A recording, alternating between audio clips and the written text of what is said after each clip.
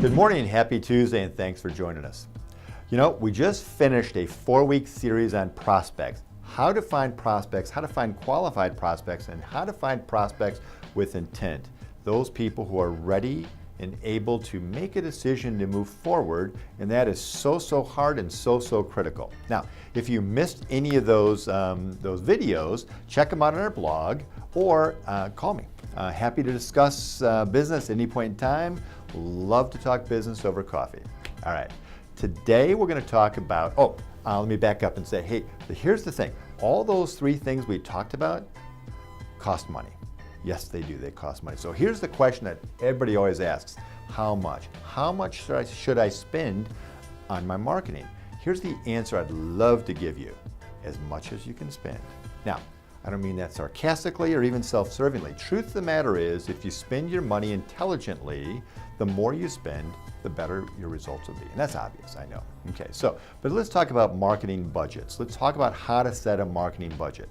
And yes, this is a financial decision, so you bring the CFO in, you sit down, you talk about a marketing budget, right? You look at the P&L, start with the P&L, and oftentimes you take a look at the top line sales and say, hey, we'll spend a % of the top line sales on marketing. Oftentimes that's anywhere from 2 to 10%, and I'll narrow it 3 to 7%, right? So another way, you can look at the margins, or you can even look at the profits. How much did I make last year, last quarter? How much am I expected to make? And you may want to spend anywhere from 10 to 50% of your profits on marketing. Wow, 50% of your profits. Here's the thing, what about the circumstances that drive that increased spending? Here's a few of them you may want to consider. Number 1, if you are a new company or a new brand, have a new product or services, you need to build awareness and you may need to spend more at that time.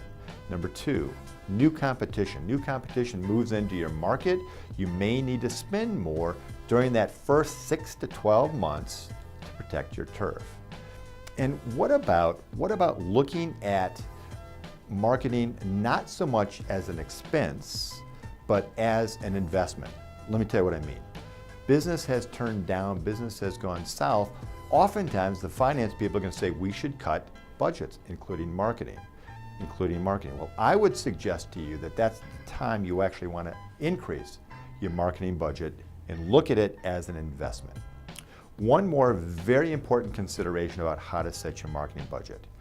What does it cost you? How much does it cost you if you are not at full capacity?